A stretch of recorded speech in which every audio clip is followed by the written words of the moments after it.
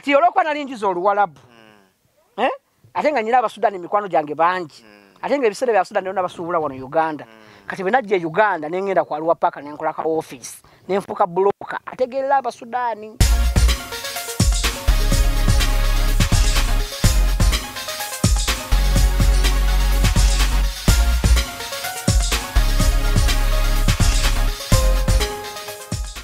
Tukwaniriza ku program ebuzibide extra wano ku Agda Live era nga bulijjo nze muweerezaawo Senkubuge Rogers Tebite n'omuzadde tazaawa one of the best MCs in East and Central Africa. Ku program eno ebuzibide extra wano ku Agda Live mbeera n'aba Inside Media abo nga bo bakafulu mu bifaananyi ate mu bufu bumu mbeera n'aba Alan Soft Media nga abo bakwata ekifaananyi bakigirinya ne bakikutuusaako eyo gy'oli nga kirungi nga bw'okya bulijjo. Njagala kusooka byonna ate nebaze nnyo omukyala Maggie Bata okuva Egypt Cairo kubanga nteekateeka y'ennyambala yange eyo yagikolako. Mu programu no Wizibide Extra tukuleetera abantu ab'enjawulo abalina kye bakozeewo ate nga kiyinza otufuukira ennambikirizo ekyusa obulamu bwaffe n'olunaku olwaleero tukuleetedde nga wanjawulo. Tukusaba tovaawo ku programu Wizibide Extra okusunyako katini gwe tukuleetedde ye Ssaalongo Ssemata Munnagomba tumwogerako buli omu ayinamu engeri gy'amufuna mu ngeri enjawulo. Tova ku Wizibide Extra Agda Live tukomawo tukutegeeze kiki ekitegeeza naawe ojja kutegeera lwaki enkoko eŋŋanda terya kyeggulu. Temwerabira kimu okukozesa masks buli omu agenda awali abantu abangi ate nga ne sanitizers abaziina muzikozesa. Olw'okuba eddoboozi twagala liveeyo bulungi munzikirize masiki ngenda kugiwummuza kaakana ate tutandike. Nga bwe nabategeeza tulina Ssaalongo Ssemata Munnagomba. Saagala kuyisa kadde konna kumala obudde ng'asiikira enkoko ebinyeebwa wabula njala ntandike butereevu ne Ssaalongo Ssemata Munnagomba. Omukulu tusanse nnyo kubanga ate olwaleero tukufunye ku Agda Live program Wizibide Extra. Nze Senkubuge Rogers nkola ne Agda Live program eyo era oli live ensi yonna ekulaba.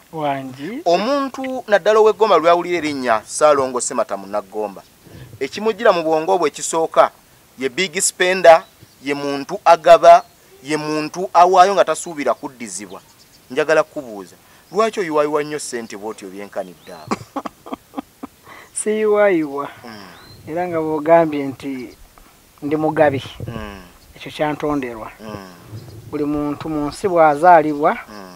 abeera ne timetable ye bagenda otambuza ebintu bye. So nange Katonda bwe yali antonda mu lubuto lwa maama wange gwe saalabako bwate bwe yantonda. So mu kigendererwa kyekusifu mu kuyiwa ssente zino okutwaliza awamu siinaawo kigendererwa kyekusifu wabula bwe tumala oluvannyuma lwa byonna ng'omaze okukola ekyo ky'olina okukola nga ggwe omuntu ekyakutonderwa ofuna abantu ab'enjawulo ate abakusaba obeeko by'otuukiriza mu ngeri y'enjawulo. So that's why nyinza ogamba sibiina naye ng'ate abantu abaneetaaga bo babiina. Omuntu akola ku Agda Live yandyetaaze okumanya Ssaalongo Ssemata Munnagomba yaani endagamuntu yeesoma etya? Tubulireko awo. Okay. Ssaalongo Ssemata yaani nze ndi mwana nzaalwa ye Kakomo. LC1 chairman wange Jackson Masadde. LC Kakomo LC1 Kakomo Parish Penja Sub County Gomba District. Kitegeeza wano we tuli. Ndi waka. Oli waka. Era banzika wano era ne we mbanfudde kati maiti yange yebaka wano we ntudde wennyini. We bajigalamiza ne bajana batwala mu kayembe wali wansi. So bwento bwe nze Ssemata. Sina nnyo kyanjawulo kisinga kaawo. Nze Ssemata Samwiri Salimu Munnagomba. Waliwo engeri gye omuzungu kyayita conflict okukoonagana oba mukulu mugambe Beko w'entanda ya Agida wadde nga asinga kumanya Luganda naye kino ayinza okumpa bulamu eyo teba conflict oba conflict ngiro yali teba ki kyonna kye kiri. Lwaki gwe Salimu ate nga gwe Sam? Okay. Bazadde bange bamala okunzaala bambatiza mu church Empenja. Church of Uganda ne bambatiza ennya lya Samwiri. Era okuva emabega wonna kutula kya musanvu wonna nze Ssemata Samwiri. Era gemanya agamanyikiddwa gye nzaalibwa. Naye oluvannyuma omuntu bw'okula ate weesalirawo ng'omuntu. Kwali baali bansalirawo nga nkyali mwana under 18. But after 18 years natandika okwesalirawo. so bwe natandika okugendako okugazira ku bigere nengendako ebweru eggwanga okuba ekyeyo natandikira South Sudan Juba from Juba nengende Darfur from Darfur nagendako Khartoum from Khartoum nagendako Asmara mu Eritrea nagendako Addis Ababa mu Ethiopia so kati natambulako nyumba walabu abasiramu ezo nsi oba masaza byalo biri mu Uganda mbadde mmenya ebibuga n'ensi yakyo kati nga Asmara kye kibuga kya Eritrea inakolayo emyezi 7 Addis Ababa kye kibuga kya Ethiopia awo nasinawulira linnya anti nzija batya ne Sam anti olunzija kati mukwatagana abawalabu abo mukola nabo emirimu ne bansikiriza nenva kulinyera Samwiri ne bamperinyera Salimu mu butuufu bwakyo nensiramuka nenfuuka omusiraamu kati naye okusiramuka kwange tekwali kwagala kwange nnyo kiri awo wabula kwali okuba nti nali njagala okubeera mukwano gw'abakama bange be nali nzijamu akantu kati bwagendayo wakati wagumira bulungi nenzigumira mu kaseera ako nembeera omusiraamu omutuufu kati wa alaikum salaam wa rahmatullahi wa ta'ala barakatuh bange salaamu ajidira muddala bulungi kakati akula ku Agda Live wasa yandetazo okumanya okusoma ko kwali kutya okusoma kwange tekwali kungi nnyo kiri awo wadde ng'essaawa zino wenjogere wedde ndi mu kusoma naddayo dda kusomero nsoma n'okusoma kwange nasomera natandikira Mpenja Primary School nensoma Nasale ku Lukita yali omusomesa wange n'abalala nensoma primary Mpenja nasoma mpaka mu kyakutaano nenvaawo nengenda ku military barracks Makindye nawo nensomerawo P5 I mean P6 ne P7 kati nentula P7 ne Staita nestafuna bode bwe nali neetaaga that was 2003 nenkomawo Empenja nenzira mu P7 Empenja nga njanzire muntu le P7 byoyogerako nga bikyali bito wine emyaka emeka emyaka kati ngenda kuweza 32 nga 15 January mpeze emyaka 32 watu wakulaba ayinza okulowooza ogenda okunukirizana anti olw'omubiri nendabika biki neisa neisa kintu kikulu berengo okyusa amasomero bwotyo mpulira Mpenja mpulira military kati bwe nava ku military nenzija Empenja nenkolamu effujja okuba nali nze n'amalala g'ekibuga ne baŋŋaana okutuula nengenda ekanziira kanza gye natuulira senior P7 24 nenvaawo nenjoyininga Kisaka Pentecostal nensomerayo senior 1 ne senior 2 nenvaawo nengenda Enkokonjeru waliyo essomero nensomerayo senior 3 saatula senior 4 senior 4 nagiyinga naye saagituula kati era gye ndi mu kukola essaawa zino omwaka ogujja nkola senior 4 Agda Live nga kumanye bulungi twogera na student ndi student awedde emirimu ku ssomero ki ndi wa Kisaawe Namusera kuli ne SS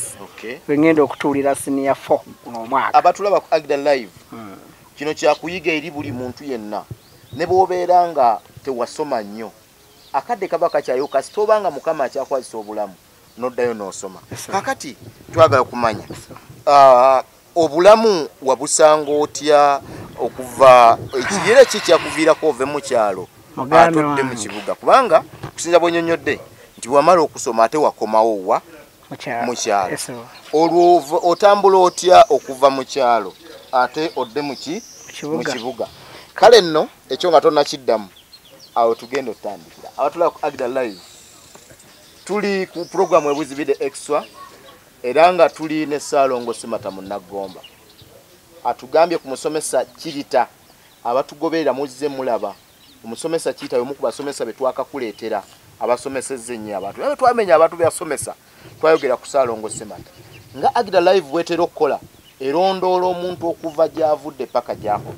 kive tukuleetera Ssaalongo Semata mu Nagomba tova Agda Live tukomawo ne Ssaalongo Semata mu Nagomba atutegeeze yatambula atya okuva mu kyalo ate okudda mu kibuga tova Agda Live. For all softwares, device repairs, and video editing, Alan Soft Media. Sagala kumala biseera byonna twero gamba munga asikire enkoko ebinyeebwa njagala tudde butereevu eri Ssaalongo Semata mu Nagomba atutegeeze ava atya mu kyalo kiki ekimutanula okuva mu kyalo agende mu kibuga abaffe ekibuga yakisanga atya nga avudde mu kyalo ene gomba gye bagamba nti abantu b'amaalo amaalo gano gamuvaamu gatya okulaba nga ate afuna upgrade okutuuka ku mbeera gy'alimu kati Salo twagala kumanya kiva ku ki ove mu kyalo nuga kati ngenze mu kibuga gwe omwana yakubeera mu kyalo kale wadde mu kibuga ogambye wagendayo naye ovaayo otya mu kyalo odde mu kibuga kakati nze ndi mwana ndi musajja munako salaba ku mama yafanye n'emyezi 4 tata wange yafa 2 nga ndi mukola ebibuzo ekanziira ku primary kati bemala okukola ebibuzo bya P7 ngenze kusomera mu secondary awo embere nkalubiridde nze neewerera nkima mazzi sinagwe nadajanira nkima mazzi ku kyalo ntabanku nenfuna akasente akamperera kaganga ndo kusomera ntuka late sawa 3 ngendo tukanga olusi ngenda ntukana mu budde bwa break nasose kubaako mirimu gye nkola nempulanga embeera nempulanga ndoza buli yayagalanga nga akuba okuba akubi atandikira kunze so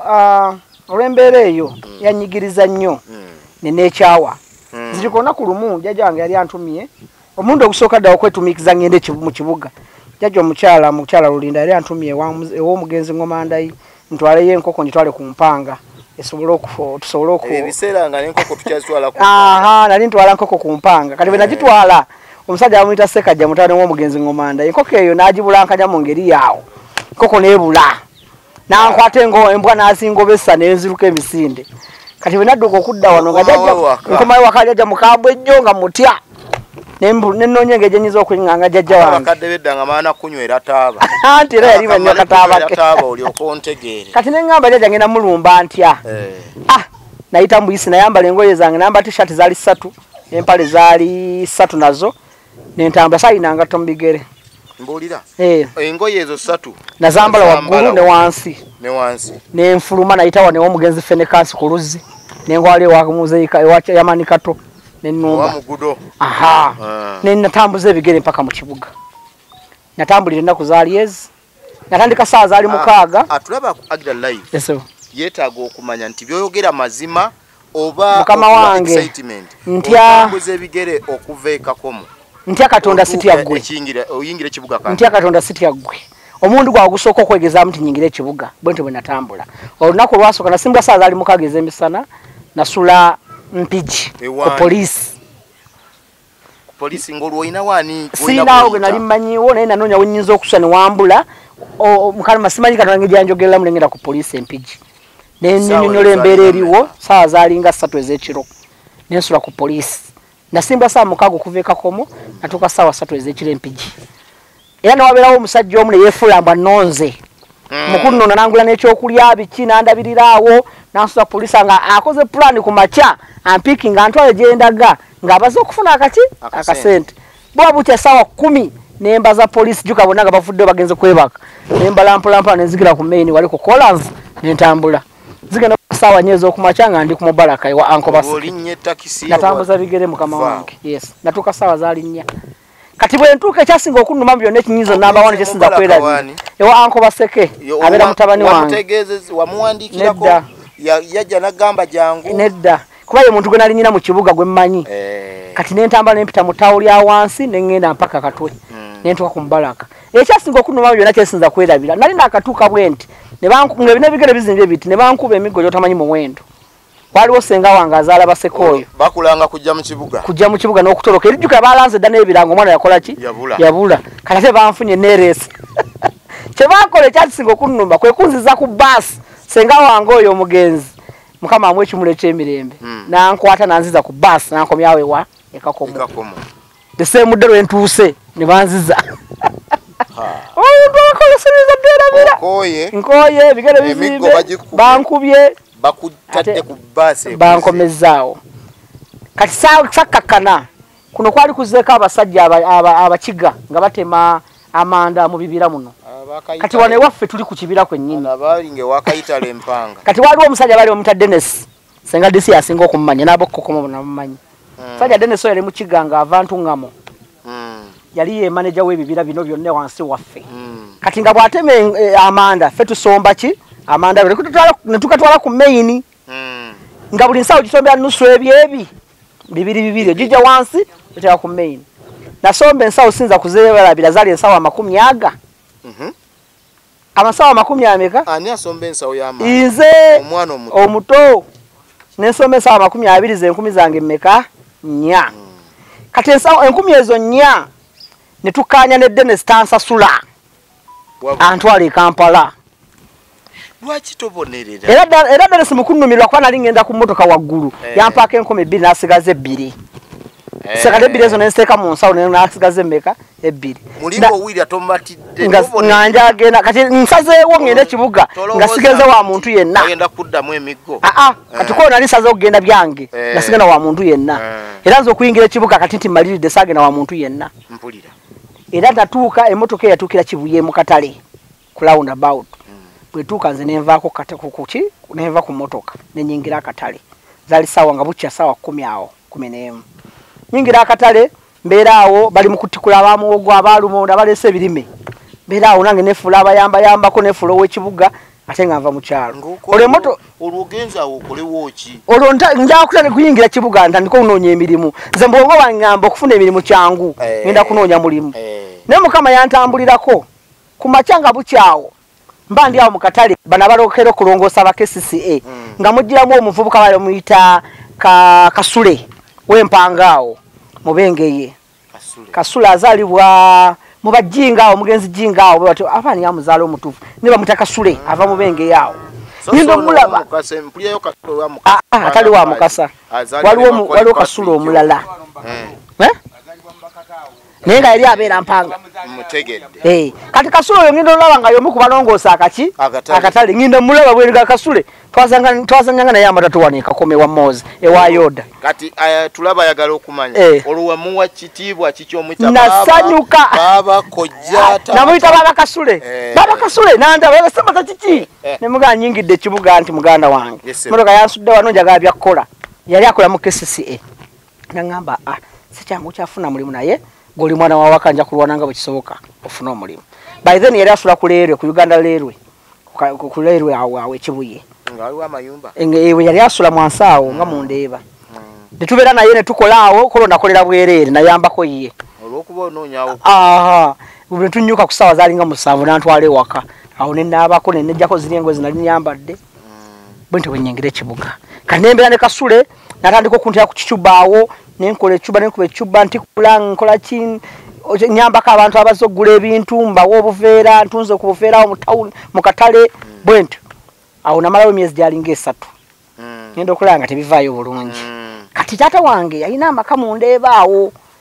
otegeera naye nga juka yafa naye nga waliyo step mam kati ngamba naye lwaki mbonabona nga nina abantu wano kati nyingirako awo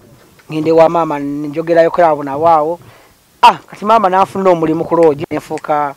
manager wa lodge ne bampa obwa manager ku lodge kwentandikira nembeera ku nga bampa emitwalo 3 omwezi ng'olunaku bampa nusu 10 olw'okulya breakfast lunch and supper sinza kyerabira that was 2006 your stepmother yes embeera netambula bwetyo ewa stepmother saalwayo nenfuna akalimu netongola ntandika okukola tulaba ku Agda Live tulina Ssalongo Semata Munagomba gwolaba olwaleero kubanga babadde ayogera ne mukwatako ne musunako ne ngamba oba byayogerako yeebase azuukuka atubuulira amazima kituufu mazima gayogedde tugenda kuddamu kitundu ekiddako nga tulaba obulamu bwate bukyuka butya bufuuke nga bwe buli kati programu ebuzibide extra tova ku Agda Live tukomawo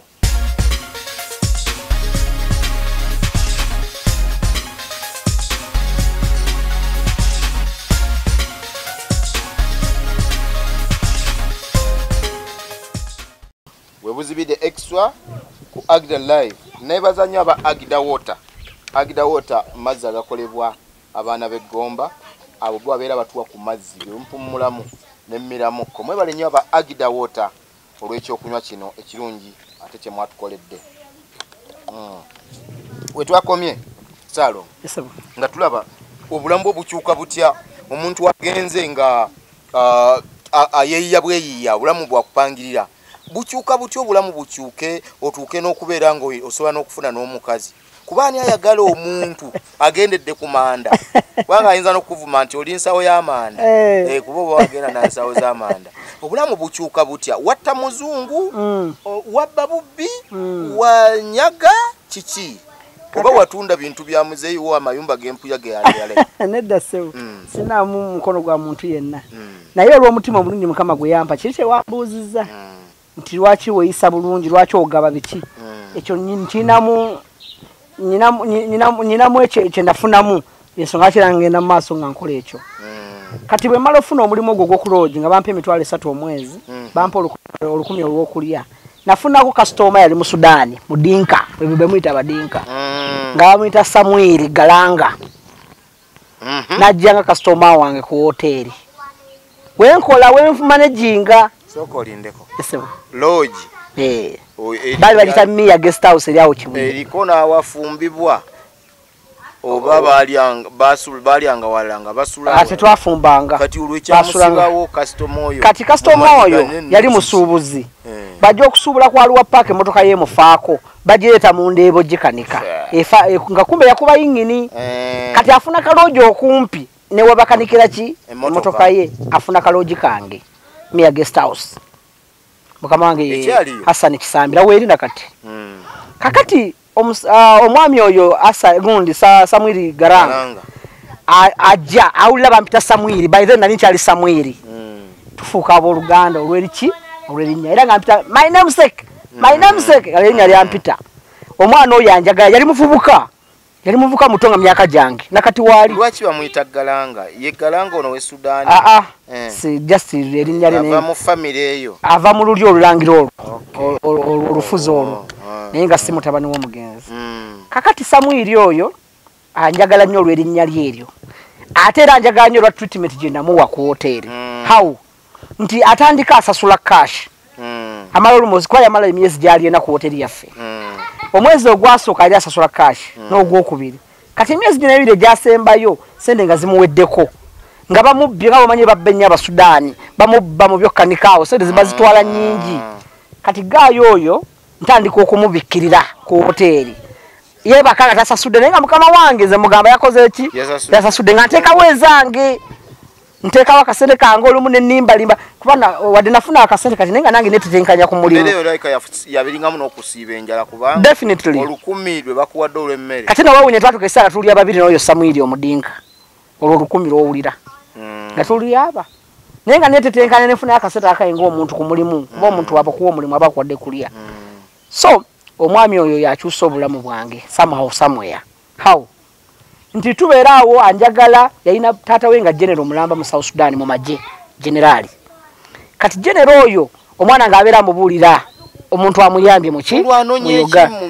mutabani wa general nkugambe yali yeetongodde nga ayagala atandika kola business kati ng'alina emmotoka zaguze zifuso ezitwala ebintu from here to Juba and by then South Sudan yali mbi nnyo nga n'enguudo mbi kati bamutomeza bamuguza ekimotoka kifuso ekifu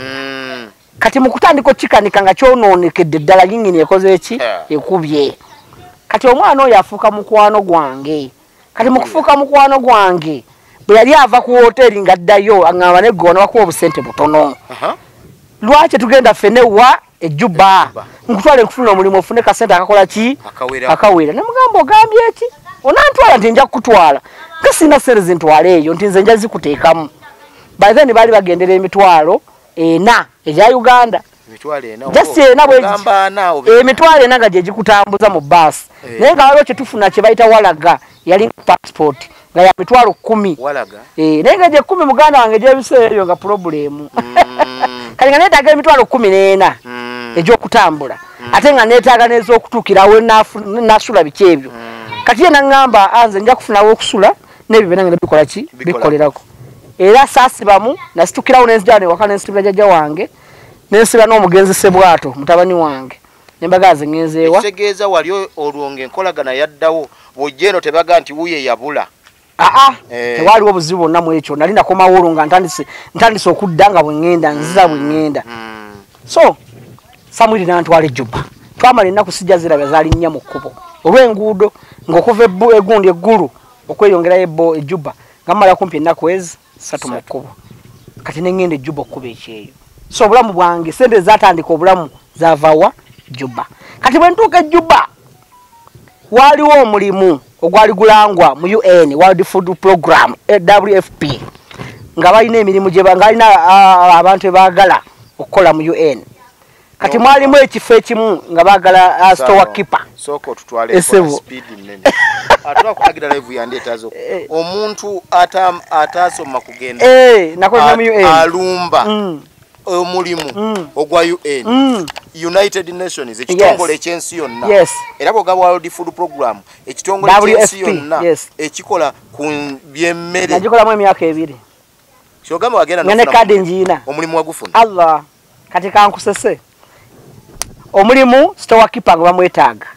batugamba tukola applications nga baagala baluwa ya senior for yoka nenga sijiina nenkuba essimu e Kampala nenkubira mukwano gwange omamita John Bosco Twesige ne munnyonnyola nagenda ku NASA nankolera ebbaluwa ya senior senior 4 nentekamu olukujjukujju era Juba badde bajega nnyo bebaiveni nga bajega nenkwata ebbaluwa eyo ne bagimpeeza bajagana ku basi yajera mu basa ya kachi ngeraga okusoma kwange kwa senior 4 naye nga ate nali saagisoma so oluzungu manyotya gunda accent nali njiina cause nali nasomerako mu kibuga bwe nagambi nga accent nagifuna okuva ku military emakindi ate nga neno gyenkoledde mu Basudani nga tukosa luzungu so kati nga accent njiina nga kyangu ate nga ndi mu kujjukujju ng'omuntu nali mugezi nga nkwata mangu era n'Oluwarabu sebuntu manyi kuba yali official language eri najigira mu mwaka ogwo era Oluwarabu ndwogera okuva ku makya mpaka Kawungeezi kasitusiza lutululeke kubanga olusirumanyi so kakati balanga ekifo ekyo mukama wange general ngamba njagala ogenda ofuna omulimu ne mugamba twali buzimuze era ngamba wine baluwa ne muganzi ina ne ziri Kampala nga zitumye nenzitumya ezo kunasa ne bazireta bwe bazireta tukola application nakola application li simple nnyo nga ntono line nga nnya sakola bingi katugenda ku interview nga batwise genda ku interview kyasinza kwerabira olunaku olwo that was 2008 ne batuyita okola interview tugenda mu interview room omusajja yali musajja muna Kenya nga yakola interview n'agamba mwenna abali wano mwalimu Abasudani aba na Kenya aba Eritrea aba Ethiopia aba tribes ez'enjawulo n'ensi ez'enjawulo nga bonna bazze kusaba mirimu abaagala ekifo kino ekya store keeper gundi zammwe application zina wano nti ye interview yamwe egenda kubeera bweti mujjeko ne batuwa olw'empapula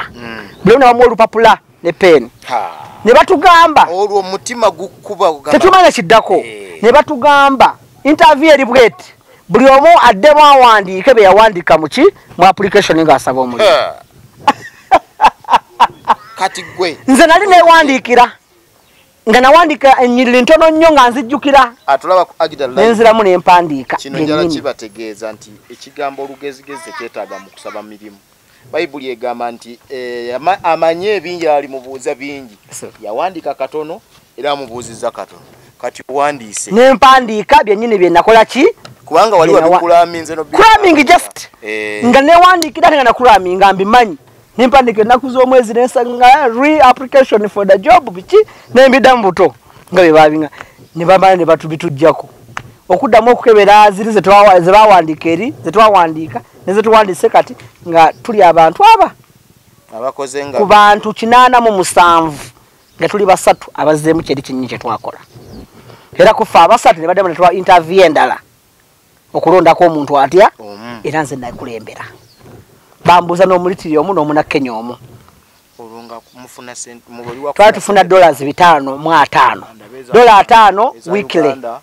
za Uganda by then zali $1,600 I mean zali nusu $1,600 buli dola yali egula nusu $1,600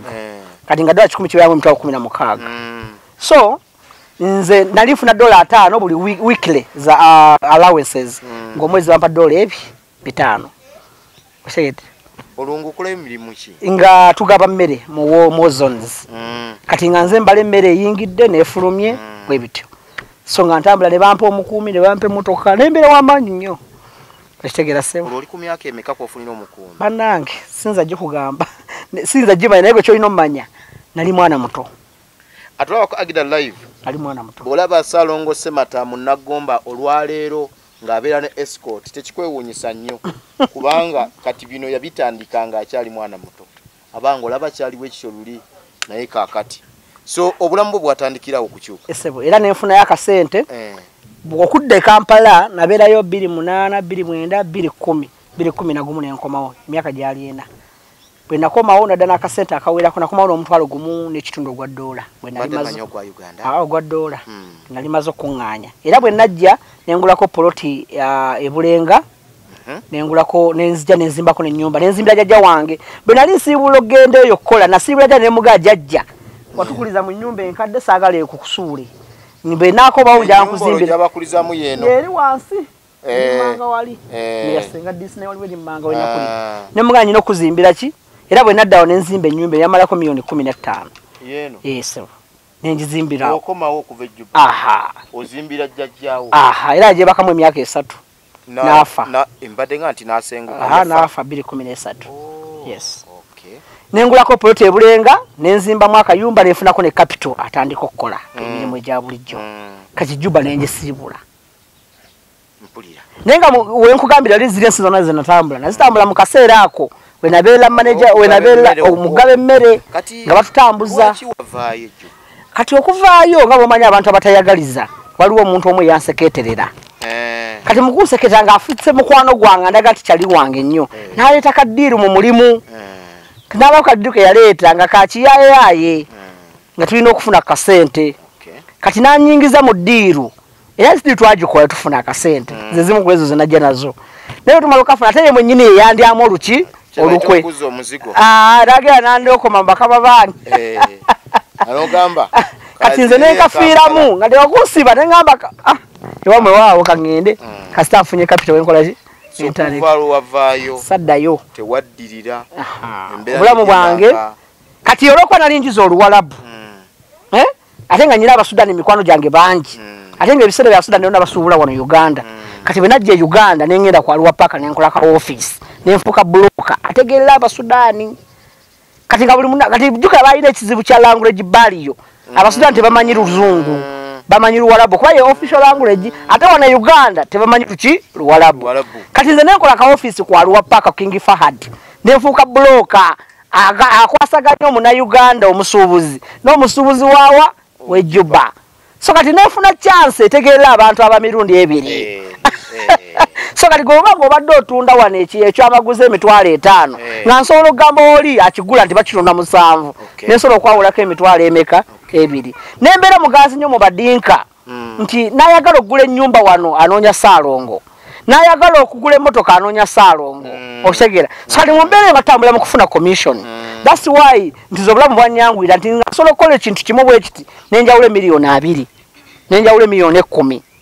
kati obulamu bwange bwakyuka mangu nnyo kubanga nasolanga okola kaddiru kamu nenfuna ssente zaawamu ez'omugguno so de ensonga lwaki ate nga nkyali muto nga sinafuna nnyo buvunaanyizibwa that's why nti natambula nnyo mu bulamu obw'okusanyuka obw'okuyamba jjajja muyamba abantu ku kyalo mbayamba mbafunira emirimu abafamire mbatadde mu masomero basomye nze nyina diguli eziwera ssebo mu famire mwokka nyina mu diguli eziwera 4 zempeeredde nga si baana bange ate nyina n'abantu abatali bange bempeeredde naye nga that's because nti nali nfunye chance efuna akasente okay batulaba Agida Live tuli ne Ssaalongo Semata Munagomba twagala kubajjukiza ti Agida Live ye online TV esoose mu Gomba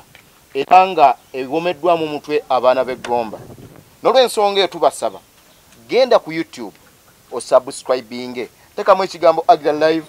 onyige mu kapeesa kakamyufu subscribe onyige ku share kwata mu kide buli kimwe kigenda maaso jja kubo kya Agida Live tubebaza abasubscribinze ku Agida Live era temujjango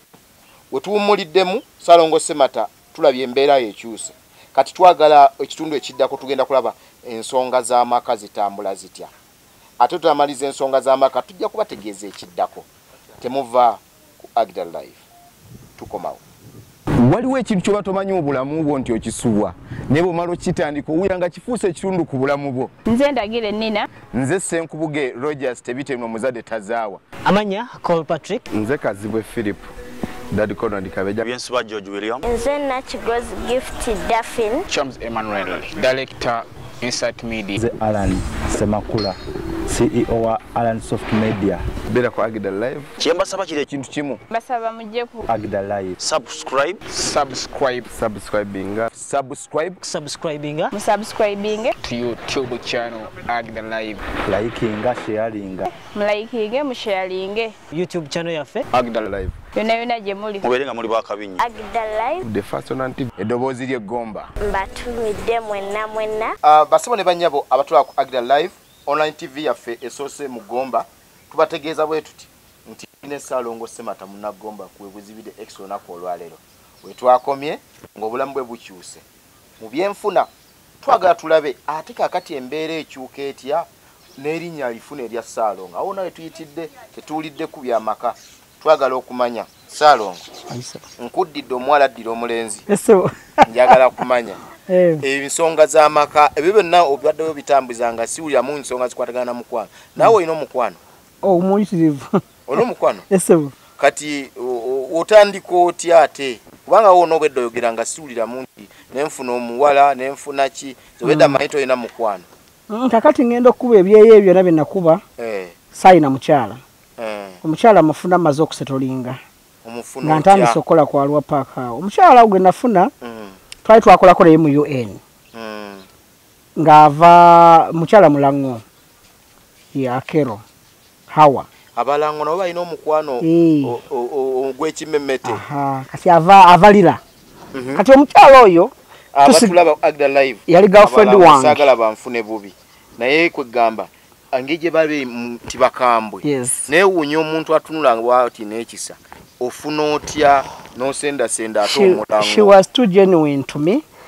Twesinkana South Sudan nitukola ffenna emirimu okutwala akabaala ne mulekayo nze ne nkomawo kati bwe nakoma ntandika okukola emirimu gyange ku Arua Park nga tuli in touch ate mba ndi awo naye ng'akoze eki saagala kumansa nnyo ntungu bwe mwesinkanayo mu Arua Park mwagenda wala oba mweraba bwerabi just nga tusinkanye eri yali girlfriend twali in touch naye tumanye twawukana nga nze nkomyewo ng'ate yasigadde aliwo ekibaddewo yes kati bwe mmala okudda nga tuli in touch alaba nga ndaba embeera etambula bulungi eno naye ntandika omusikiriza okola ki okomawo kati era naye yakola kyalamaanyi mu bulamu bwange kuba yali akozayo akasente naye nga akakuŋŋaanyizza kati bwe yajja nze omu kuba amutegeerera mu kasente ako so naye yali kyamakulu nnyo mu bulamu bwange kubanga capital twagatta ntandika okukola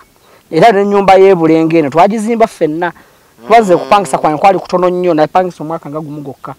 netuzimba kwatika nali nagula poloti olanga ye mukyalo w'ekirooto kyo oba wamwagala teyali wa kirooto kyange okuba nti teyali wa kirooto kyange olw'ebyo bye wali naye yali development nga ate ali lovely nga alina love ate nga ndaza njagala nnyo ye nga yali njagala nnyo okusinga bwe mwagala ate nga ali development ate nga si mwenzi abakyala b'ennaku zino bakuba abaami kati oyo mukyalo omulango teyakubako yagezaako naye ate ne musinga amaanyi kulasti yagezaako kubanga gye twali twefunye nga tuli baana bato ate akasenga begenda nti embeera kyuka akasenga katandika olabika nentandika okubanga ndaba abawala abalala kati bwe mukulaba alabaawo abalama nga balina nnyo ebbo bali amaanyi n'atandika okwagala okuleetaawo olugezigezi naye namusinga amaanyi mukunkuba nze namukuba era tebyatutambulira bulungi kulasti awo era twayawukana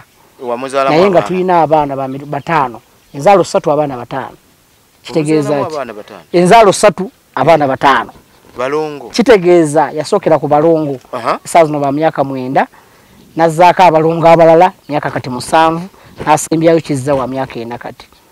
abaana bali 5 bali mu maka gange nabazimbiraawo kajjansi kawotto ebasuula ku lw'entebe omukyalo oyo okyamuwulira omutima gwera mukyali mwena okuleka mu nsi nga tusigadde mu babiri ffekka nze naye awo nsobola okumuddira naye kitali ekyo tuli bamukwano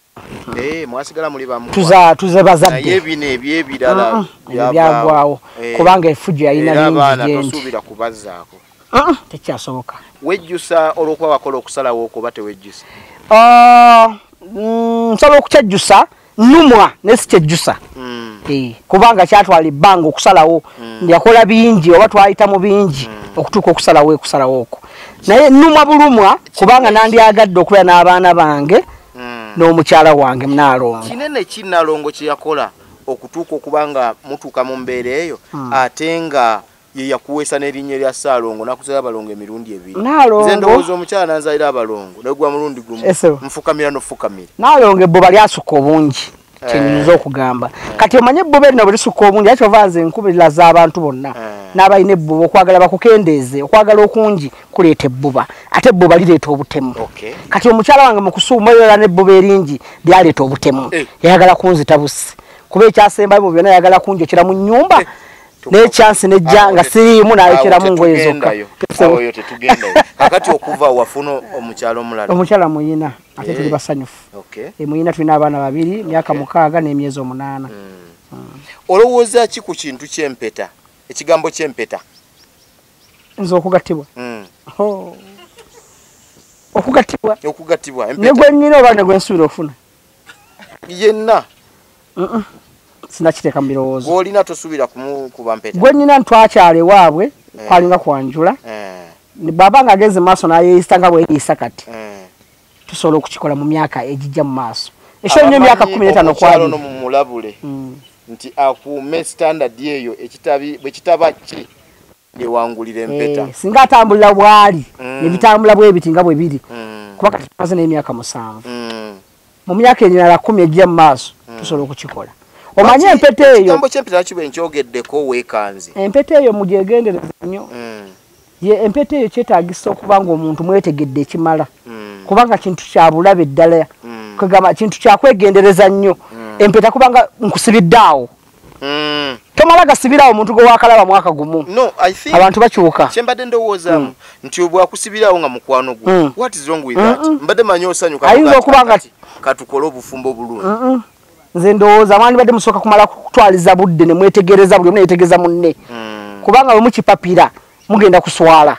Empeta kintu kinene nnyo mu kuba ebirayiro mu maaso g'abantu abayitirivu okitegeera. Oba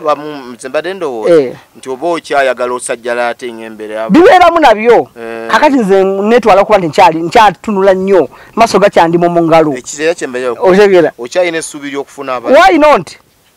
Nina okuwasaayo ku Munyarwanda munnange ne musajja Munyarwanda. Sina kuwasa ku mukazi Munyarwanda. Mulamu wange negomba okuwasa ku mukazi Omunyarwanda. Owa family owange. Ow'omuluzi owa tribe yange. Ate oba oli awo nandi badde mpulira njala n'okugattibwa naye. Mumpeta. Singa mukaba abanga amumpadde nga mutuufu. Naye bw'abanga tamumpadde ono aliwo sirimwinaako buzibu. Tweyanza nnyo tweyanze. Abatulaba ku Agda Live tuline Ssaalongo Ssemata mu Nagomba era nga tubategeeza nti eno online TV esoose mu Gomba. Teweerabira ku subscribinga, genda ku YouTube teekamu Agda Live, subscribe mu kapeesa kakamyufu, kwata mu kide buli kimu ekigenda maaso ojja kubookera ku Agda Live. We tukomye tulabye ku bulamu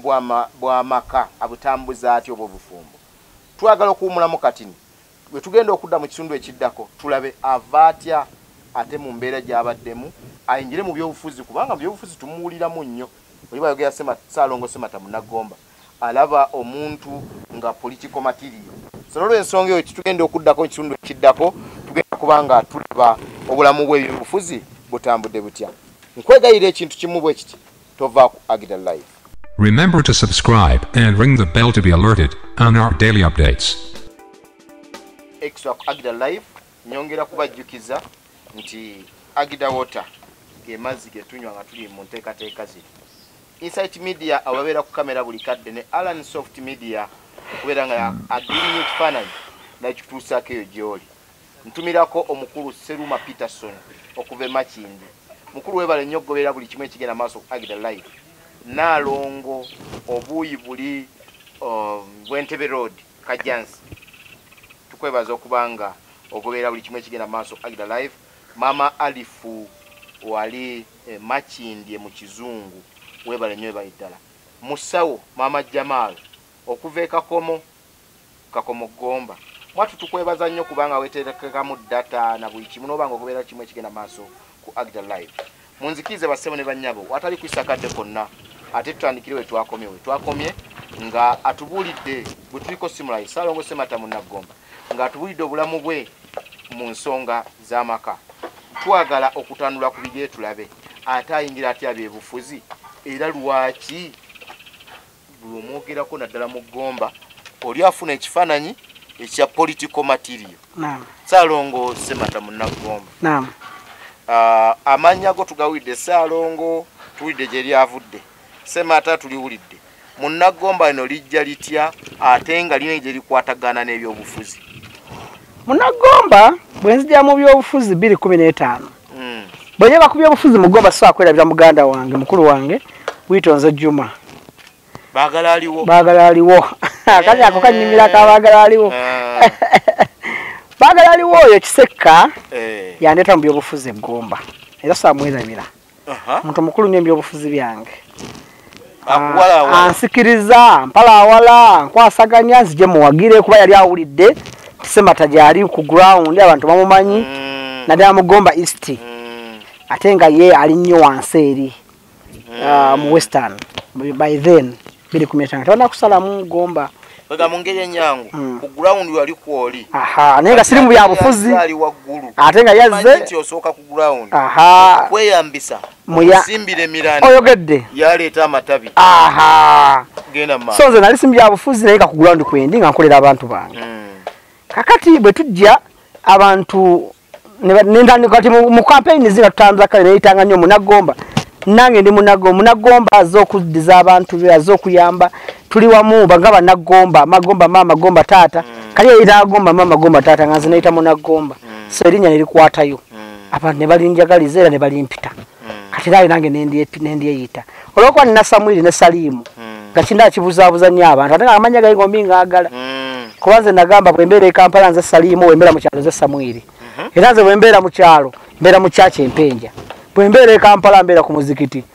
gwaguli wa Sheikh Ayira wali masajja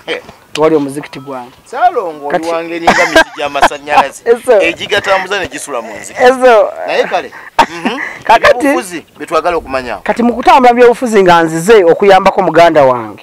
Witonze Juma by the way is my relative ebyaddala Witonze Juma abenanga lwakuba nti muyita muganda naye abanga mutabani wange kubanga wazaliwa wali obukojjabwe buli mukawonvu endi mulaba wali obukojjabwe mukawonvu endi mulaba ewo omugenzi wali wa makama ene ge bayita ewakaba ewo omugenzi ajjange Kabahaya kati Kabahaya wali ge makagenda bamwama nenda awo kati Kabahaya yali muganda wa jjange Lulinda bwe bava Rwanda era ne batta omukago ne bafuuka ba Luganda nawo manyi omukago gwedda bwe gwabeera so kati Kabahaya yali jjange era bana baazala era batata bange era basengange kati ate mu basengange Kabahaya baazala mwe muli omukyalo omu omugenzi azaalani Witonze Juma so kitegeeza Witonze bukojja teva muto kati zateva ku bukojjabwe kitegeeza mbakojjabwe nolwokuba nti emirimu gino biki olwembera gyeffe kyetwalamu n'okufaanagana ennyo netweyita baba so n'aba muganda olwajja akuyise yesimbidde ku kibiina ki Witonze nzijukira yajjirako ku kibiina ky'efudde okusookera ddala yajjira ku FDC nali siriwe yasale naye kati bwenzija ne muzulu oluvanya navudde ku kyeyo nenzija ne mulanga azemu ate akakwesimbawo mubuuza wesimbe kadi ngera akudda kugundi ku FDC mugamba nedda nzo mu ku bantu abamusalirawo abamusikiriza okukyuka najja mu NRM ne mugamba Kabahaya yafa lwa NRM yafiirira NRM Balulinda bonna be bamwe balete kibiina kino mu buyinza bajjajjaffe kati lwaki gweweebuzabuza tulina okulwanira ekintu kyaffe onanyini mufu yakwata waki ekyaffe naye oba kifu oba kiramu vubuke ennaku zino omwana Emma Lukyamuzi yaŋŋamba mbukati bagamba nanyini mufu yakwata amabugo avuka bafudde kale no nsonga eyo mukulu Witonze tekyanyangwira okumuwagira kubanga twasoma fenna twakolako fenna mu kampuni emu ate mwana wa munyumba kane ngamba ono kwenkola ki ate nga buvubuka munnange nge bwe yanyanjula manifesto ye nga gye neetaaga kubanze mu bulamu bwange njagala nnyo Gomba kubanga mazima Gomba gye nkulidde ate manyi ebizibu by'Abannagomba so nawagira Munnagomba oyo olw'ensonga nalabanga ebigendwa bibiti byebyange bwento banyengere ebyofuzi byawa byegomba era akalulu ka Gomba East Constituency nakakola ebitundu 8 ku 10 okulanga Witonze awangula akalulu kwadenga bagamba nti omugobe tabula kye yekwasa naye amazima gali nti akalo twakakola ki twakawangula kubanga ne gwe twawangula badde mu kyambe eyo tugawulira nti akyogera nti why embeera yatambula bweti ebyo mbitya nnyo bigende wala so kati mu mbeera eyo netambula ebyobufuzi kati wakati awo wabeerawo ekifo ekyokuwesimba ekya chairman w'NRM ow'eggombolola y'Empenge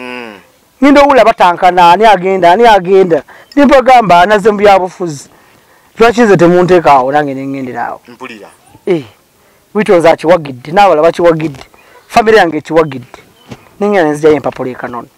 nesimba ku kifo kya chairman wa ggombolola y'Empenge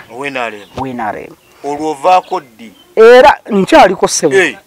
obwedda tulina chairman w'NRM ow'eggombolola ssebo ndi nze mulonde chairman omulonde w'eggombolola eno mulimu emiruka 10 ebyala biri 62 nze mbikulira mu nsonga eyo ekifo ekyo wakigendako kubanga ng'owulira okyagala oba wakigendako olw'omuyaga gw'ebyobufuzi ogwaliwo weevo yaliwo eyo ate nga ndaba abantu bayayaana ate nga abantu bampika banga no jangu naye n'abantu bangi mabega bansindiikiriza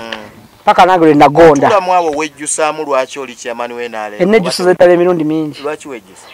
ekisooka wakinejjusa ekibiina nga kyo mu nsonga tekiri organized kubanga bukyanga ngenda ku kifo ekyo sirina ofiisi sirina musaala kati gwesimbuta ku kino okiteekamu ne ssente zo n'obuddebo nga tolina ofiisi tolina musaala nalinda bankwase ofiisi saagirabu tolinayo kalungi konna kofunye kubanga gwe chairman w'NRM okuleka ekitiibwa kulya mmere ku mikolo sinaawo kyamaanyi kyanjawulo kyenfunye mpozi n'okusinkana pulezidenti nengendayo mu nkuŋŋaana pulezidenti zatuyita ne banyanjula nga chairman waki w'NRM era nenjogera ne pulezidenti nemusinkana nemubuuza okyegera naye kwegalira kulya mmere ebitiibwa naye tewaliwo kyanjawulo mu mbeera eno ey'ebyobufuzi mu nsi y'ebyobufuzi olinayo munnabyabufuzi gw'ogamba nti weegomba ono era oyagala obeere ng'oyo muyina era lwaki gwe neegomba mu Uganda muno neegomba nnyo President Museveni. Yes. President Museveni mwegomba mu ngeri ezi nze nno mpagira NRM era ndi mwagizi w'NRM naye ate ebikolwa bya NRM ng'ekibiina ebimu sibiwagira naye ate President Museveni ng'omuntu muwagira lwaki nti President si yakola ensobi ezikolebwa mu kibiina ky'NRM ebiseera ebisinga abantu abeefula aba NRM be bakola ensobi President Museveni mwegombako ebintu biringa 2-3 abeera sober 24/7 secondly ali healthy thirdly tachawa nebamuvuma abaana bajja bamuvuma tulabya president bamuvumye bingi tachawa ayitawalana osiko wadise kakomo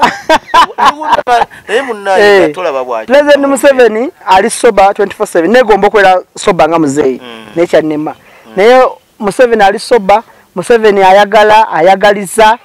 ate Museveni muntu mulamu lwakuba nti nno abamuweereza bakola nabo be bamukuba kyamu be bakuba enkokola ne bakola bye baagala biki byonna kakati mu mbeere n'ebyobufuzi mu nsi y'ebyobufuzi ani asinga okunyiza mu bannabyabufuzi noga gundi saagala mufaanana nga ate naye munnabyabufuzi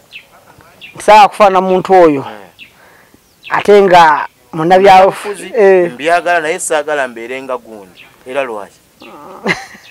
esaawa zino segomba kubeera nga Ronald Mayinja lwaki munnanfuusi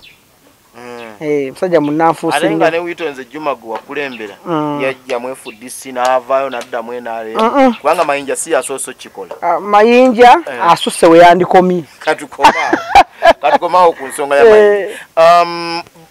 gwe kirooto ky'okubeera ki mu mbeera eno ey'ebyobufuzi ekirooto kino nkifunye of recently saakirina before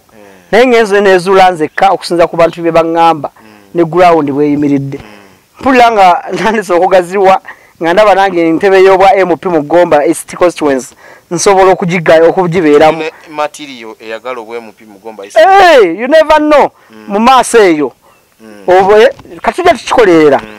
bwetutuuka nze njagala abantu beba basiima babe nti mu butuufu omusajja ono akoze eki wadde basiima dda naye nze mbadde sinakukyewulira naye with time mu maaso awo awajjaawo nyinza okukyewulira kiki kyowulira muli nti ngabadde MP wa Gomba East kyoyinza otutuukerako kyenyinza osookerako kwe kulaba nga ndeeta factories ez'enjawulo mu Gomba East Constituency kyangu nnyo tukubanga tubikoze awalala awatali ate Gomba yes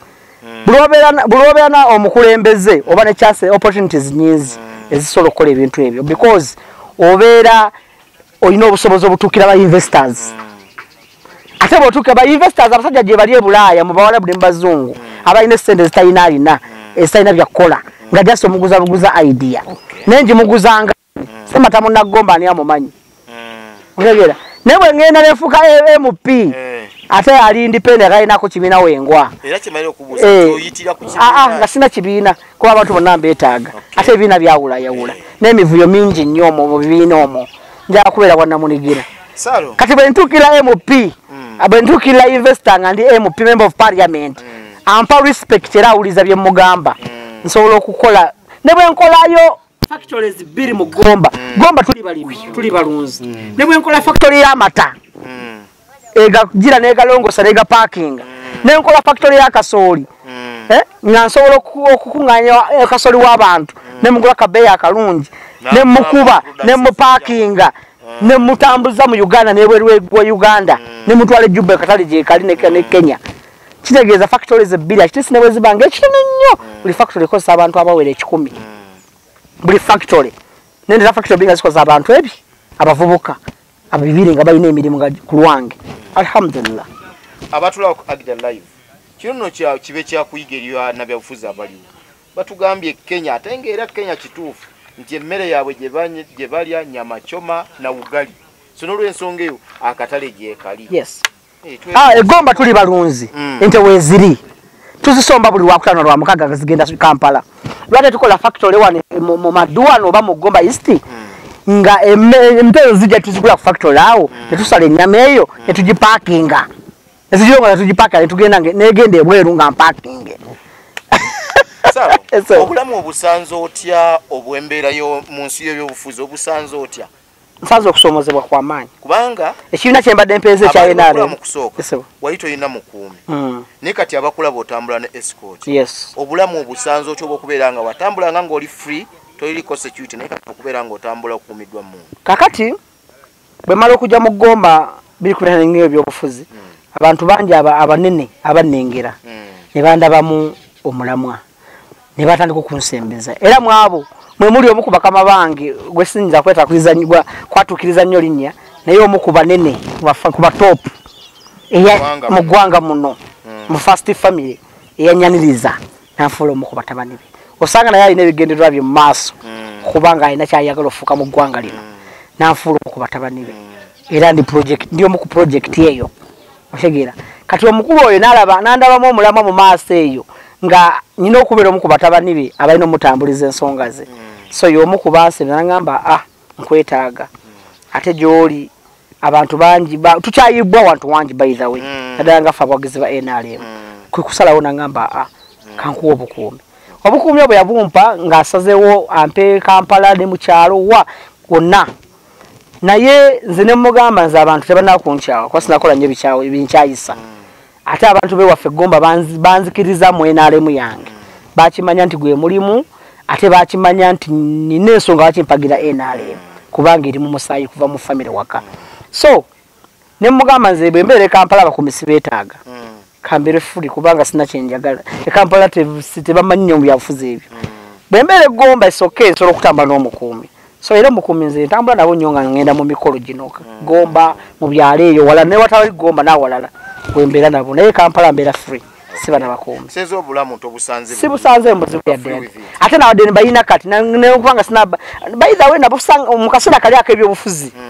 we nasangira obuzibu nga bagala bakuba emmotoka zaffe nze bagala okunzita okunteekalako obukyamu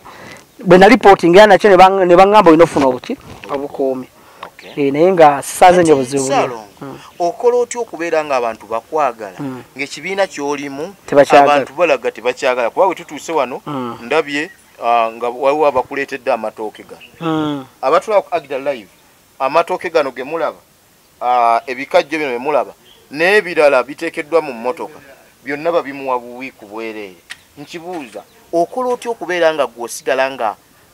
omuganda wange mugambe beekateroga nti ogikuba engoma n'evuga olwaki ogikuba n'evuga ng'ate ekibiina ky'olimu gwe kigikuba oba oliawo tekyavuga bulungi abantu banzikirizaamu olw'ensonga nti ndi straight forward neetengeredde seerumaaluma mu kintu kyange ate n'ensonga zempa abantu baziwuliriza lwaki mpagira ne balance NRM jiwaga wa muzeyi wange tata yali sabalwanyi yomu kuba kaduga abalwa nokwete kibina kino mu buyinza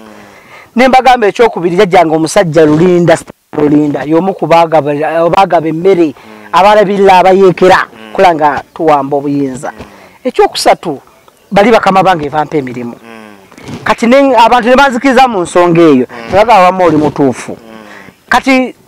ate nembanga nze sisosola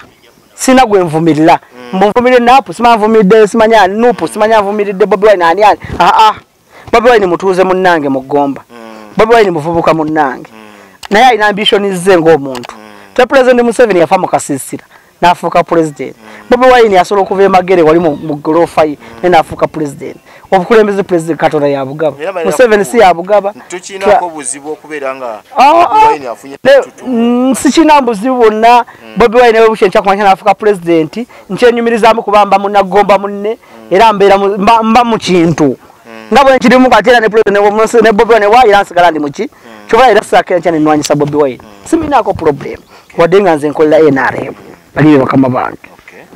so ekyo sikinambuzibu yadde era abantu banenyumirizamu olwekyo nti nze ndi straight forward ni open yes ate mbaddiza n'akatono ku katono kenyina bali nze sirinda kumala kusaka mu NRM okuddiza abantu bange nkwata ne mu nsawo yange nga tumaliza ekitundu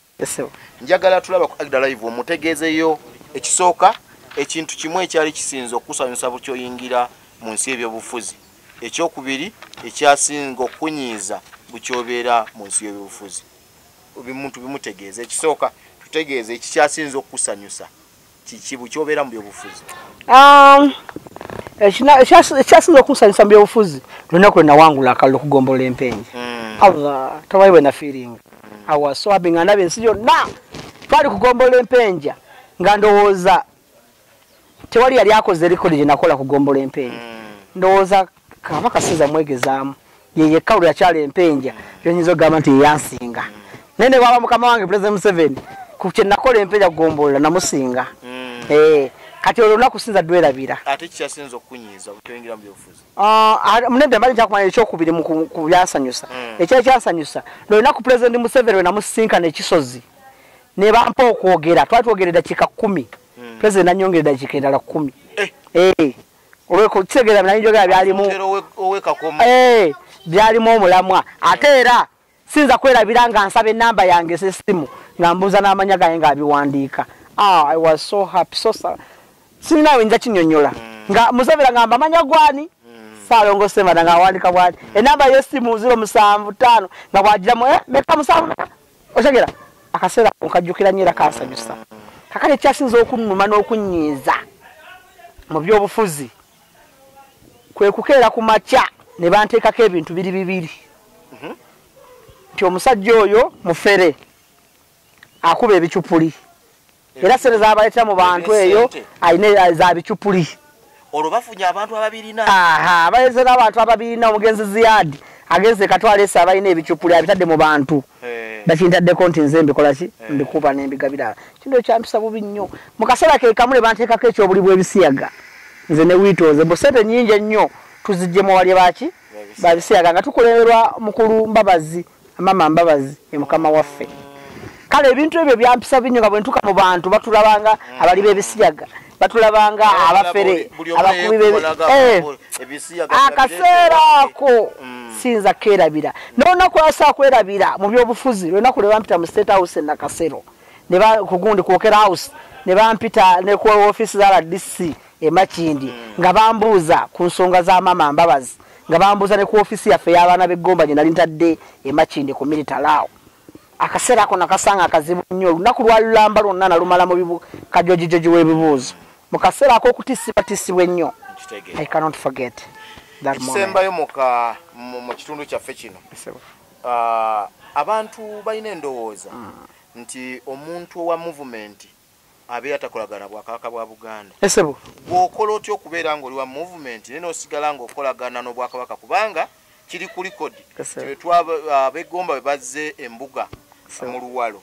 gw'omu ku basinze ogula certificates ennene in fact gwe wasinze amawulire gatulaze nti gwe wasinze ogula certificate ey'ebbeeyi ate era kyekimu era abaana ab'eggomba abavubuka b'eggomba ba Agida bagenda Mengo nga lumu o December ate era gwo omukubbo ayimiridde okubanga ogenda nabo okikola otyo okubeera nga oliwa movement naye n'osigala nga ate ne mu Bwakabaka ojja mu bulungi era nze nyongera okulongoosa ddala embeera eyo abantu bangi batukootinga byolumu mu njogera yaffe ne bagenda n'oyogera n'ofulumya statement olina gala agikyusa n'agikola bibi olw'okuba alina ebigendererwa bye eby'okuttatanya erinnya lyo naye nze ndayira nga ntya Katonda ndi musajja wa Kabaka nnyo n'amaanyi n'okusingawo mukwatangabo omulwanyi ngero okulingira Kabaka oba mutusako bulabe nga wendi osooka nze lwaki wano wentudde wenyindi kutaka lya Ssaabasajja Kabaka mpulira webanziika nze omusajja yafubutuka Rwanda bazadde bange bafubutuka Rwanda ne bajja wano Kabaka nampa obutuuzi nampa ettaka liri wano sirinaako na kyapa nende kutaka lya sinfunaako wadde omuntu aŋŋamba anyenyaamu ye bwati ndi kuno yiika ziri mu 10+ ya Kabaka ekyapa tugenda na kukifuna ekyapa mu ngalo very soon Kabaka yakiriza ero tuwe ekyapa kati lwaki siwagira omuntu ngoyo lwaki simugoberera Obwakabaka mbutya nnyo era mbowanya ekitiibwa mbusaamu ekitiibwa era mbusabira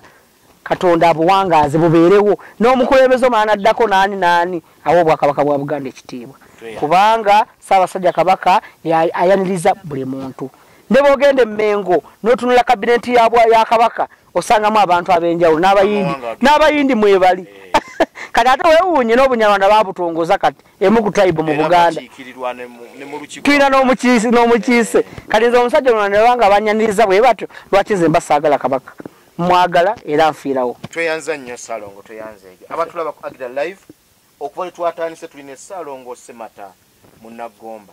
akadde kano tugenda kummulamu gomeona akatundu kafa akasemba yaka 1 on 1 nkawereza omukulukazi we Philip Sejjombo Daddy Conrad Kabejja ayagala nnyo akatundu kana aka 1 on 1 abatulaba ku Agda Live tubasaba maaso mugakumire ku telefayina zammwe okulaba buli kimu ekigenda mu maaso extra nze Senkubuge Rogers Tebiti omuzadde tazaawa tovaawo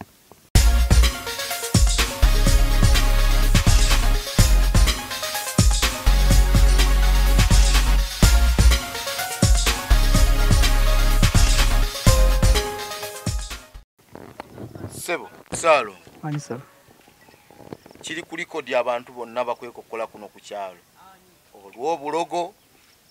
olw'obufere engeri gy'ozingizaamu abantu bonna tikati ya ku remote oti olw'edduko kyogera kye baddamu lwaki omwana omutali ku myaka egyo okkiriza nnyo mu byamalogo ekyo mpulidde kipya kuva gy'oli naye newe si kipya nnyo nakiwula kubanga nze nalinga nzijja nnyo wano ewaka nga nzikiriza nnyo mu kintu ky'okusaddaaka nga nkusala embuzi nsala ente era nabikusitopinga kubanga abantu baboogera nnyo aze kusaddaaka bintu yakirira nyanja zikola biki naye ekyo sikyewuunya nnyo buli muntu yenna atutumuka buli obeera nga obulamu butambula bulungi tosobola kulwamu ebintu bifaanako ngeri era madera kubuuza nti buli muntu yenna ayitimuse nnyo abaako omusawo we gwakozesa guwaliddawa eyo gyotatutwala omusawo wange ali ogu Allah subhanahu wa ta'ala ye musawo wange nekkiririzaamu buli okkiriza nti engalo zo tezenkanankana ojja kumanya nti Katonda yasinga ate era buli okkiriza nti ebintu byonna bisoboka omuntu akyo bw'obanga omanyi nti omuntu asobola okufa kkiriza nti omuntu asobola okugaggawala bw'obanga okkiriza nti omuntu ava ku myaka 5 n'aweza 3 n'aweza 5 manya nti buli kimu kikola ki kisoboka ekirala lwaki weefuula nnyo naddala mu bintu by'obufuzi mwefuula nnyo naddala ne munno wiitonze ne mudda mwefudisi ne mudda eno olala twali mu kuziika Mbabazi ne bagamba nti nno wagamba Mbabazi ono yafaanani mwannyinaze Kirumira Muhammad n'ogamba nti oze mu people power lwaki weefuula nnyo banfuna bubi kakati omuntu yenna bw'obeera omugezigezi bw'olaba embeera ng'ekucyankalanyeeko osobola okukyuka kyenje ezikkirizibwa okyusaamu okufuna ky'oyagala oba okutaasa obulamu bwo kati mu kaseera k'oyogerako mu kuziika mwannyinaze abantu baali banyiivu nga woyogera ku bikwatagana n'enaalemu owedde natandika njogerako enaalemu era njogerera ebirungi naye abantu baatabuka n'amajja ne bakakola ki ne gavaayo kati mu kaseera nga nyiraga people power our power kitegeeza kinti amaanyi g'abantu otegera nga tekirina bwe kigambya mu ŋŋenzemu enaale naye nga nzikakanyaki mbeera ekiriwo kiri nti oyagaliza ba family yo yokka bweti kuno ku kyalo ng'oggyeko aba family yo teri balaba okwata ku mikono kutwala Kampala mbo ate n'aba ba family yo bw'obakwatako bw'olaba nga atandise okuvaayo ng'omuzza mu kyalo lwaki toyagaliza obwo bulimba ekyo simanyi gy'okijje yakugamba y'omu ku bampalana kubanga nze sisosola mu bantu kugambye nina diguli ziri ezi mulimu ya family yange ziri 2 zokka endala 2 za bweru kakati bongamba mbusikwata ku bantu kuba wa mirimu biki nze sina mirimu jengaba kuba sina factory sina company yange jennyina ye kati kugamba oti mbusiga ba mirimu nga ne mu company yange abantu abakolamu oba abadde bakolamu ebbanga lyonna bava ku kyalo for example nawo wenyini nawo nga basatu abakola mu company yange oba bali bakozeko mu company yange kati ngamba oti ambuno bigambo bigambo salo njagala owunzike webaze abantu ate bwaba wakatalekeka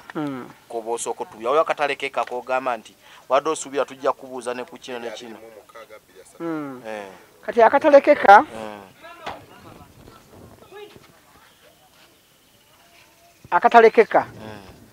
mbadde nkusuubira okuba ng'ogenda kumbuuza ku kya Agida oba ku kya abaana b'Egomba Development Association ekibiina kye twatandika nga njagala ombuuze lwaki tokyakiina ku mutima lwaki tokyakyenyigiramu mu bikolwa mu activity zaabwe badde nkusuubira okuba ndogera kumbuuza lwaki tukyakulaba ne Agida yennyini live etambula kati toli wamu nabo kakati nze akatalekeka kati kancheddemu twatandika ekibiina ky'abaana b'Egomba nasinkana omusajja bamuyita Kazibwe Philip Sejjombwe Daddy Conlan Kabejja azaalibwawo ekakomowo engulu eri oyo azaalibwa katodwadwa ewa mwami Kaggwawo ne Musanga alina ekirooto kye ekyekibiina ekyo ng'alina Facebook account ey'abaana b'Egomba ng'alina ne group ku Facebook nendaba ekintu kye bwakivuga ne muyita ne mutera ku mmere nga naye waayi tusogaziya ekintu ekyo era tukigaziya ne tukijja ku WhatsApp ku Facebook ne tuteeka ku WhatsApp ne tuva ku WhatsApp ne tuteeka mu mpapula ne tuka documents okuva ku district ku Gombola yaffe Mpeenya mpaka ku district ne mugamba ekibiina kino tetukigaziya nnyo kuba kya Uganda yonna kibeere kya Gomba tubeere abaana abazaalibwa Egomba nga bebegattira mu kibiina ekyo nze nasinga omuguza ideas ennyingi ezisingako wadde nga namusanga alina ekintu kye ng'akina nekyali mu kikapu ng'akina mu briefcase nze nenkigaziza nekya mu briefcase nekyala ku mmeeza olw'okuba nali musingako okubeera popular mu bantu natambuza ekintu ate ekyokubiri nali musingako kwegaba ngambe nti ne mu nsawo nga tugenda mu byensimbi nabyo mukola musinga manyi n'ensawo ne tuleetera obutatambula genda mu maaso sometimes osobola okuba n'ebirooto se ne zikulemesa jjajja Conrad be namuguza ebirowoozo byange yabibayinga ne muguza ekirooto ky'okukola TV wadde kati saana akizuukusiza nenza omu kwe basooka omuleetera ekirowoozo ekyo naye nga tugenda kukola Gomba FM tukole Gomba TV Gomba television nga njagala byonna bibeerewa Gomba era nali mweteefuteefu nga ne sente wezigenda okuva okubikola manyiwo nga ne ba technicians ab'amaanyi obula ba engineers abagenda okukola ku nsengeze tumaze okubakola bafuna ne meeting twazituulamu ne batula ne byeteragisa naye bwe twajja Egomba nga bw'owulira abantu batayagaliza olw'okuba twatuzeemu embeera y'ebyobufuzi abantu ekibiina kyaffe batandika okikuba kubanga balaba nga byetukola juka ekibiina kye twatandika si ffe twali tukisoose bangi baali bakikozeeku bagezezzaako ne bibalema ekigatta abanagomba bonna ne bagenda nga ffe tutambula ku speed yawo gate nga batutwita abaana bato manyi abantu balemeramu ekintu ekyo nti ono omwana owajja ejjoozi omwana ono balina akantu ako omwana ono owalulinda wali wansi mubali manja Rwanda wali mbalundi kati ne batandika okutulwanyisa ne batukuba nga tekikola n'ekirungi tekibanyumira so oluvannyuma lwa byonna nga tumaze okuva mu kalulu batukoze tuzze Kampala natandika okufumintiriza ne ngamba mbadde nkola ebintu nga nteekamu ssente ne woofiisi ngipangisa ku ssente zange nkoze ebintu bina ku ssente zange lwaki abantu ate betukolera ebintu bino ate batulwanyisa nzokera kumakya nengabira omwana w'ebitabo asome nemugabira ebisabikasabika ebitabo nemugabira peni penso biki byonna ate nze gw'olwanyisa bano babiwandibadde neetaaga nnyo kubanga mba nkuyambyeko so ebintu ebyo byannuma mu mutima ne binkyayisa ekibiina mukunkyayisa ebibi ekibiina ate ne neesanga nga ne mu bannange bennyini bentamba nabo mu kibiina bavubuka abanange tukwa nabo nga batazze babwe mu byalo bataddemu endoko embi nga bataddemu ensiga embi nga nabo bennyini tamba nabo naye nga ate balabe bange ate abasinga bala nemba manya kati mukuba manya nensettlinga nenzikakkana nenenya kukyawa kati that's why nti Agida live Agida ng'ekibiina badde sikyali nnyo mwenyamivu era bwe tuganira mu bya ssente ate ne bateekawo n'embeera nti neeraga bwe wabeerawo ensonga ya kakadde ka ssente nga nze ndaba nkayina yakusonda ate nze nkayina kali free nsooka kateekayo nga si byakusonda ate nga abalala bakitwala mu mbeera musajja yeeraga era akataddeyo ne ŋŋamba owaayi kati ngenda okutandika okulingiriza bawaayo mmeka abalala 5 3 2 nange nentandikiraawo naye nga kati kankyuseemu naye kampenga yemeka 3 2 ez'abannange neera tugenza okukyerera nga tuwunzika era ekizibu tekikoze eki tekiwedde kakati Salo oluvannyuma lwabyo byonna n'olaba nga kizuukuse nga ekirooto nawe kyewalina ekya Agida Live TV nga kizuukuse ne kivayo bwe kiti olw'omutima gwa kikyogamba kakati nange ekirooto kyange olw'okuba nti kirandaba nga kituukiridde ku lwa Agida Live kati kanyimirire nkole olw'omutima gwange omulungi Mukama gwe yampa ogutakyuka olw'omutima gwange Mukama gwe yampa ogutakyukakyuka n'olw'omutima omutima gwe nnyina kugomba mpula nga nnyina okugiterawo omubiri nga bwe nkikoze ebbanga lyonna nnyina okuteekawo omubiri kakati ate olwabo bennyini abenyigidde mu kintu ekyo abavubuka abo batebitenda Rogers bakazibwe Philip ba Emma bagundi bani ba Patrick bandakayiza bani nyendo okulaba nga ate bazukusize ekintu ate nga abantu bange tebankyawanga nina benanyiza nina benakanya tuluki basigala bagamba Salongo ye waki ye waffe olw'embeera eyo bamugambe omulaba tetwali naye mabega luli nesazi ogamba mugambe Beko wentanda oyo yennyini mugambe Beko wentanda ya Agida tetwali naye naye Kasano nga ndaba naye akola ki ate nga ndaba ali wamu ate nga ndaba abavuka balina ebigendererwa ebirungi ate nga ne mu maaso nange mbeetaaga ne ngamba no I must go back ate nange nfuna okubuulirwa kuba nyina abantu benzikiririzaamu abantu za ne bakola ki ne banskansula nga nedda kyokola si kyekituufu omulya mamba abeera omu naye nga abantu ekika kyonna kiba kibi so mu mbeera eyo nze nzikiriza nti byabaawo ne tulina kyakukola ne bwe ndigenda e Kenya ne bwe ndigenda mu America yanja kusangayo abantu ababi so whereby nina okukomawo ewaka ne tusambuza ekintu sirina kutunuulira abantu bali negative nina kutunuulira abantu bali positive kati kazibu banga asaze okubeera positive let me move with kazibu so kati nze nzikiriza era nkakasa nti wadde omutima ogwagala baba bagutta obera bwoti off and on obera off and on at the end of that day manyi nja kuddamu era picking and bere kumuki kumulamwa so from today onwards I promise you guys Agida Live members Kazibwe Philip the chairman the president and the whole team temuneralikira sina buzibona ko Agida njagaliza birungi ate ndi wamu nammwe yes mu buli mbeera sente nja kuziteekamu bwe mbanga nzifunye obudde nja kubawa bwe mbanga mbukola ki nga mbulina bwe mbasirabise temwekiranya temulowooza nti Salongo ayina endowooza yonna sigiina wabula nafuna mu tunes ezitali nnungi naye zigenda zinvaamu sorry but sure kiringa mukazi boba nga wamuwasa ne mukyankanaano oba n'agenda noddamu n'omusikiriza okola ki okomawo kati nange nsikirizibwa mpola naye wendi ndi wamu nammwe ate era mbasuubiza nti ne kiretandise kituufu era tujja kukiggusa singa Mukama abanga akoze eki ebikulu mu Katonda abanga ali mu kintu kituukirira njagala ng'otunuddaawo ensi yonna ogitegeeze abantu bakubirize basubscribinge ku Agida Live basharinge babeere nga bagoberera ebigenda mu maaso ku Agida Live kyoyogera kyenziramu yogera abaana b'eggomba bw'otandikirako kyoyogera kyenziramu ŋŋamba abaana b'eggomba mwenna naawe wenna aliyo nga wadde tova ggomba naawe wenna ali eyo nga wadde tova ggomba wagiwasaamu wagizaalamu owasaayo osuubulirayo okola otya mu buli mbeera yonna ffenna tusubscribinge Agida Live tweyanza nnyo tweyanzeege bwe tutambudde nabo okuva twatandise program eno webuzibidde extra olunaku olwaleero tubadde Kakomo ku kyalo Kakomo mu muluka gwe Kakomo mu Gombolola ey'Empenja lino ssaza ly'Eggomba era disitulikiti ey'Eggomba tubadde ne Salongo Semata mu Nagomba nga bw'omulabe byonna nzikiriza nti gwe ali eyo ssebo n'ennyabo binnyinyo by'oyize ng'obiyigira ku bulamu bwe olugendo lw'obulamu bwe Ssaalongo Ssemata Munnagomba. Programu Ebuzibide Extra tujja kubatandikirawo omulundi omulala tula kubeerayo ku lunaku lugenda kuba lwa Sunday tubasa temuvaako Agda Live nze Ssenkubuge Rogers Tebiteno omuzadde tazaawa one of the best MCs in East and Central Africa ayiguludene wangaaza matumpaggwa erako nawe wano nze Ssenkubuge Rogers ngola ne Agda Live twade tuli yemmanga ne twogera ku Ssaalongo Ssemata n'atutegeeza ebintu ebyenjawulo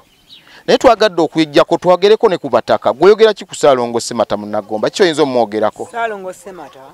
ayogedde matobotobo Ssaalongo Ssemata maama we yafa nakola akasomero wa nkalera bino bibabula Ssemata alabika nga ye Muggalanda kuno mumusanze mutya ku kyalo okusanga Ssemata Kalege ya muzike wala disi mulamu wange mubente nekola omukwano mungi ennyo buli kizibu kindiwa wano ne bogenda mu nyumba yange eri gyoyitako entebe ziri mu nyumba Ssemata yazinkola ki ekitegeeza abantu bangi bagenza ayambako byakwata ku nyumba yange wewunya entebe obaza akabako we yazijjawa n'ennyumba teziriko si buno obwotulako obwobugoyegoye Ssemata badde n'ebbanga matudde mu nju yange mulaba Ssemata byakolera kitegeeza bingi byakoze ku kyalo kuno sankoledde bingi naye mukoledde biki bingi atandika entandika y'okubonaabona senga we tamulabawo amulabye mu bulungi byolaba naye wonna gwe walingawo olinga omulaba nze najja kuno mu 7 mwena Sekayumbi omumanyi Mando omumanyi va ku Sekayumbi akugenerera obwana Mando omusambi w'omupiira tuli mawali Lulinda omuti gumukube Lulinda ye jjajja wa Ssemata Mulinda ono wano wangulu abasirikale va ku Ssemata byabagambye busimanyi babadde ne sibamutwala mu kibira nze nasooka okutunda ekibira ne Semmambo Museveni batandika ababauchi bamanda batema ki omwana yeti kamanda gabakoze eki atandika olugendo lumbonyabonya asoma talina kamere alaba akawuluke mukola ki nkomuwa kati byo omwana byalabe ekitegeeza Ssemata bwabeera nga ayimirira naawe mu nsonga ez'enjawulo weebaza Katonda nti naawe oba genda olabeko ku nju yange sengo ine entamu entebe kugamiza entuddemu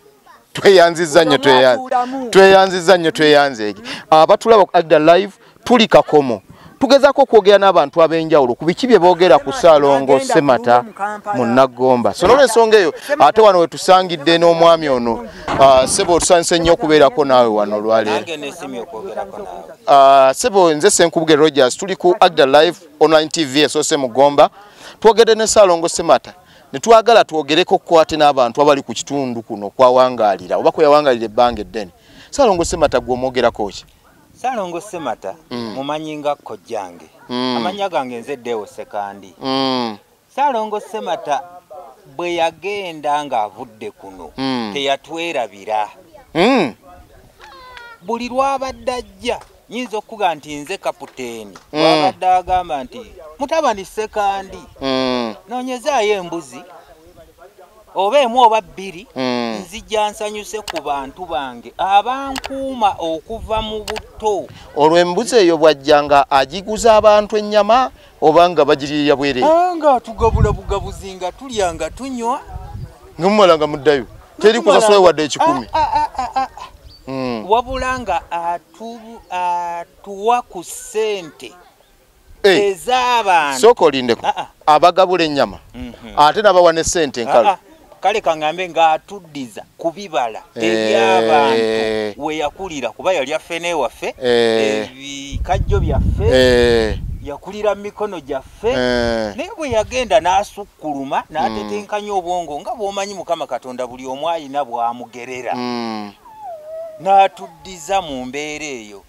abalya ne tulya abanywa ne tunywa buli omu kyasobodde omuwa ate si byebyo byokka alina ebintu bingi byakoledde ekyalo kyo bangambye aweerera abaana akola biki abantu n'abayamba n'ettanka y'amazzi gye yateeka ewakaawe banneyiba basena ga bwereere atuwa amazzi ga bwereere naye bwekalira atumye emmotoka eggombe emupi we Butambala simuwanga Kivumbi oyo emmotoka ne babateeramu amazzi Kivumbi yereeta amazzi ne musena ga bwerere ne tusena ga bwerere naye nga yaguze magule. Tweyanza nnyo sebo tweyanze. Amanya wagambye abantu gabaddiremu. Amanya gange nzeddeewo Sekandi Semmambo nzaalibwa Kakomo Semata Kojjange era wano ninawo mwannyinaze atanga bw'omanyi engabo z'abatabaala yazaala mu luggya muno omwana omuwala bamuyita Nasozi abeera Mpanga ye chairman w'Empanga Kasajja yakuuma mwannyinazo era nze nabasikira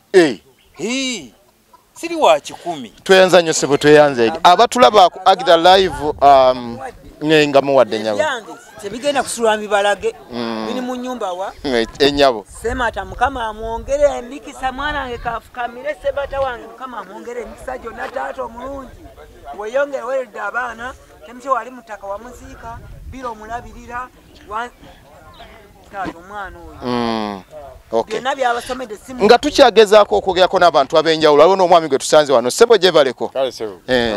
oli butereevu ku Agda Live online TV esoose mu Gomba tubadde twogerako ku programu ebuzibire extra ku Salongo Semata ne tugamba abantu ab'enjawulo bo bamwogerako ki Sebo wamanya g'abantu sooka okugabategeeza amanya gange enze Mugisha Nelson Kabanda Sebo nga nzaalibwa Gomba Kakomo nzaalibwa Kakomo Gomba wano ate Mugisha abeera atya Kabanda Mugisha dinnya ya ngerogero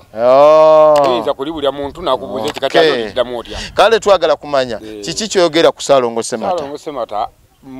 nze wano mu lujja wazaalibwa ndi mu Kojjange Kojja taata wa muzaala ate yali Kojjange kakati noono gwe yazaala kati yadda mu kifo kya Kojja era ye Kojja mu Luganda era tuba bamuyita Kojja era nkuze wano nga mwana tatanazaalibwa nazaalibwa nze nga ndi wano nga kakati era ndi naye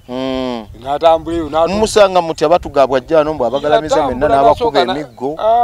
tewali muntu gwakuba okujjako abaana nga bomanyi obeera abaana bato okujja nayonoona nakola kiri kati abaana bato n'abakubamu n'abakambuwaliramukko oko omwana bw'oyinza omukulu bw'osala ebintu byonna byonna nakuba ku bwana nti ebintu mbitereeze buli kye naleetanye n'abulanga bubuzi kali naye nga tewali mwana gwakuba talina buzibu bwonna talina buzibu bwonna bwajja wano abantu bakuŋŋaana tugulira obubuzi ze kennyini nze bubaaga ebyo n'ebisinga byonna n'ebitwala olw'ekuba ennyama nnyingi bakuba obutimba ebyenda byonna obugulu omutwe byonna otwala butwazi kubanga nemutwala nemuteka ennyama mpitirivu netwokya netulya abantu ne balya kiriri yonna kwega nekuŋŋaana netubeera Gombola n'empenja neggwera wano kugambye endongo nevuga nga bakyazitadde naye kati bazisiba tezikyalabika naye nga luli endongo nga zibaawo agandaba tweyanza nnyo Sebo tweyanze kale Sebo tuyisa bulungi nnyo abantu b'ekitundu tukyali Agda Live waliwo omukyala atambula wano